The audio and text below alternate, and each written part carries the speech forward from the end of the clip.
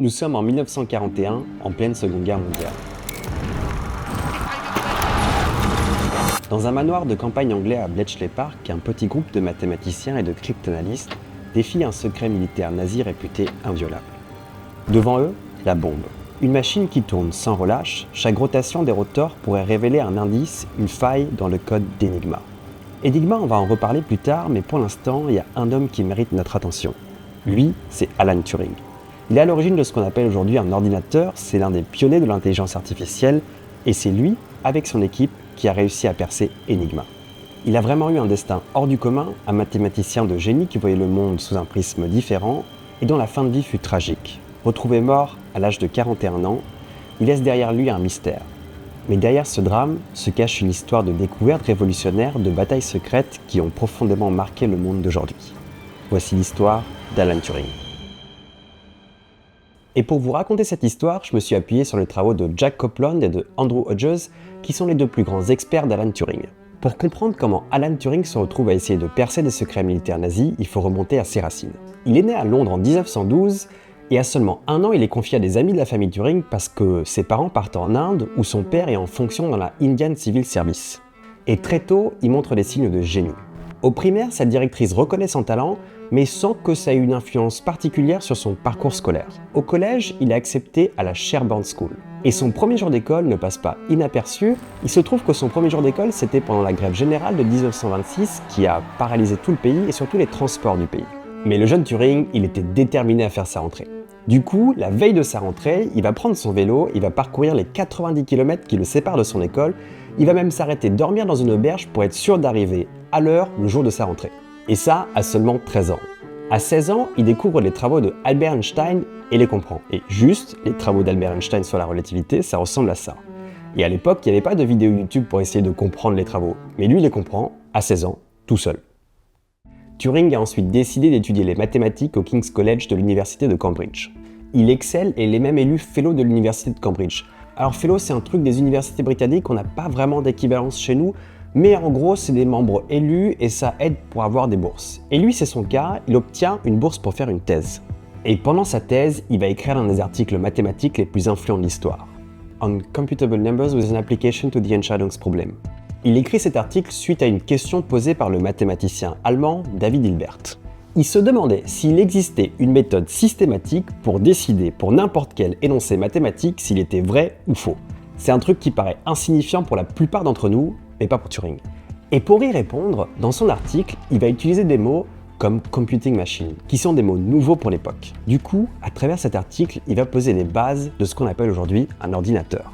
Et juste aujourd'hui, il y a un truc qui s'appelle le prix Turing.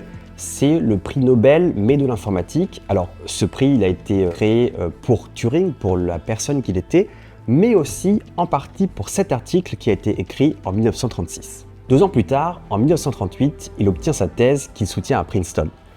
Donc le mec invente l'ordinateur et puis après il obtient son diplôme. Nickel. Bon, on rigole, mais je dois quand même attribuer du crédit à d'autres scientifiques qui ont contribué à l'invention de l'ordinateur, comme Charles Babbage, Ada Lovelace et Hermann Hollerith et d'autres. Mais bon, vous l'aurez compris, aujourd'hui on fait un focus sur Turing. En 1939, la guerre éclate.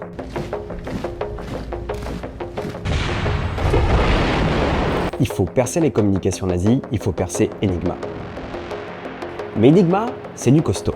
Ça a l'air de rien comme ça a l'air d'une petite machine à écrire, mais à l'intérieur, c'est du génie. Bon, je vous propose de faire un petit récap de cryptage. Disons que j'ai envie d'envoyer un message à quelqu'un, mais j'ai envie que personne ne comprenne ce message, surtout s'il est intercepté par quelqu'un d'autre. Du coup, ce que je vais faire, je vais protéger ou crypter mon message. Et pour ça, j'ai plusieurs options, mais je vais utiliser une option qu'utilisaient les Romains à l'époque, c'est-à-dire que je vais décaler chaque lettre de mon mot. On va prendre un exemple avec le mot « salut ». Et dans ce mot-là, je vais décaler par la droite de 1, 2 ou 3 lettres chaque lettre du mot « salut ». Du coup, « salut » devient TBMVU. Bon, c'est assez simple et c'est pas très compliqué à deviner, mais à l'époque, ça marchait parce qu'une bonne partie des Gaulois ne savaient pas lire. Mais les nazis se disent il faut quand même trouver un truc un peu plus sophistiqué et du coup ils choisissent Enigma. Enigma, c'est une machine qui existait déjà avant la guerre, pour les premières versions déjà une vingtaine d'années avant la guerre. Très simplement, voilà comment ça marche. Cette machine, c'est vraiment un circuit électrique avec des ampoules. À l'intérieur de la machine, il y a des rotors qui fonctionnent un peu comme un compteur kilométrique. Quand un rotor fait un tour complet, il va faire tourner l'autre, et quand ce rotor fait un tour complet, il va encore faire tourner l'autre. Et en gros, quand on tape une lettre sur le clavier, le courant électrique va rentrer dans le premier rotor, et ce rotor va changer cette lettre en une autre lettre. Puis le courant va aller dans le deuxième rotor, où la lettre obtenue va être changée en une autre lettre, et le courant va rentrer dans le troisième rotor, et rebelote, la lettre va encore être changée. Puis le courant va rentrer dans un réflecteur, le courant repart dans l'autre sens, et à nouveau, 3 permutations de lettres. Puis après, le courant va passer dans quelques câblages, et la lettre finale va s'afficher sur le clavier.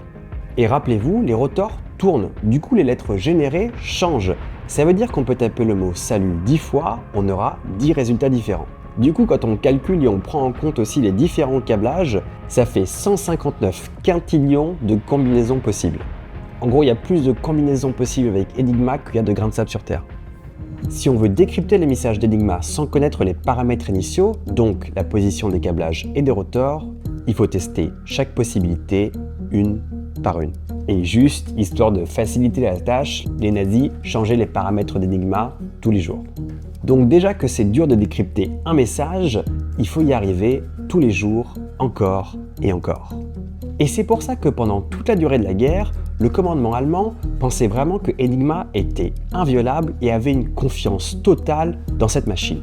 Mais ça s'est pas passé comme ça. Alors comment a fait Turing et son équipe pour percer Enigma ?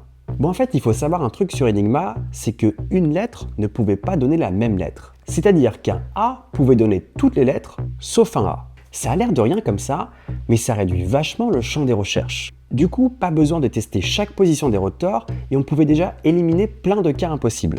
Et puis, dans les messages qu'envoyaient les nazis, il y avait des mots qui se répétaient. Par exemple, pour le bulletin météo, il commençait toujours par Wetterbericht et il se terminait par Heil Hitler. Du coup, Turing et son équipe utilisent ces 2 portes d'entrée pour faire une série d'hypothèses et trouver des solutions. Et c'est là que vient la bombe. Alors la bombe, c'est pas lui qui l'a inventée, c'est les Polonais, mais Turing s'inspire des avancées polonaises pour élaborer une machine bien plus performante. Et en gros, la bombe, c'est une machine électromécanique qui teste rapidement les positions des rotors. Et je vous propose de faire juste ça comme explication parce que sinon la vidéo durera 2 heures. La machine tourne jour et nuit et petit à petit, les équipes arrivent à trouver les clés quotidiennes d'Enigma. Et selon Jack Copeland, à la fin de 1943, les Anglais arrivaient à décrypter 84 000 messages par mois. Ça fait 2 messages par minute. By the end of 1943, they were decrypting about 84,000 Enigma messages each month. So that's almost 2 messages every minute, night and day, 24/7. Et ces messages étaient transmis dans le plus grand secret à l'état-major britannique. Bletchley Park était devenu une véritable usine et d'après les historiens, ça a permis de raccourcir la guerre de 2 ans. Après la guerre, Turing est tenu du Secret Act, il n'a pas le droit de parler de ses recherches, d'évoquer ses travaux, ni même de s'attribuer le moindre mérite. Bref, personne ne doit savoir. Pour le monde extérieur, Turing n'est qu'un chercheur de plus, un scientifique discret. En 1945, il rejoint le National Physics Laboratory, où il va travailler sur ce qui est sans doute le tout premier ordinateur, le Automatic Computing Engine. Il rencontre des obstacles et la réalisation finale tarde à venir. Du coup, en 1948, il part à l'université de Manchester, où il contribue au développement du Manchester Mark I, sans doute l'un des premiers ordinateurs électroniques fonctionnels.